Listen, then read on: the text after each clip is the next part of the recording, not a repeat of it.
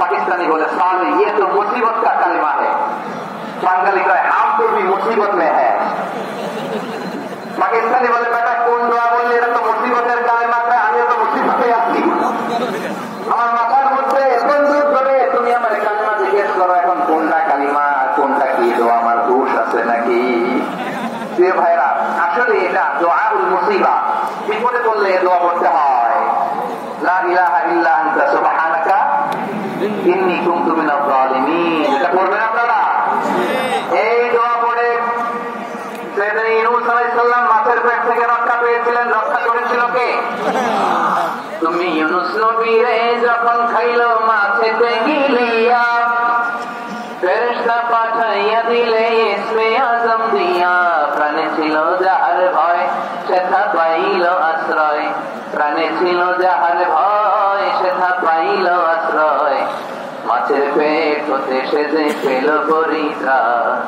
আল্লাহু আল্লাহু তুমি জাল্লে জালালুহু, শেষ করা তো যায় না গে তোমার গুণগান। আল্লাহু আল্লাহু সুবহানাল্লাহ পড়ে।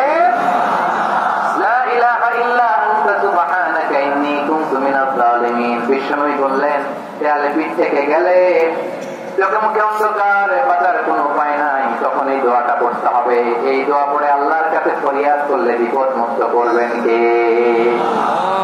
কেন এই দোয়াটা আল্লাহর কাছে বড় প্রিয় জানেন আমার ভাইয়েরা? কারণ এই দোয়ার মধ্যে তিনটা জিনিস আছে। আমি যেরকম আঙ্গুল উঁচু করেছি এরকম করেন তো তিনটা। কয়টা? তিনটা। এক নম্বরে হচ্ছে তাওহীদ, দুই নম্বরে তাসবিহ, তিন নম্বরে তাকরীর। I repeat, আবার বলছি, এক নম্বরে তাওহীদ, দুই নম্বরে তাসবিহ, তিন নম্বরে তাকরীর।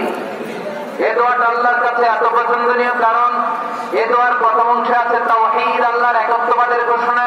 লা ইলাহা ইল্লা আনতা, ও আল্লাহ আপনি ছাড়া কোনো ইলাহ নাই, উপাস্য নাই। এই কথা বললে আপনার আল্লাহ বড় খুশি হয়ে যায়। সুবহানাল্লাহ পড়েন।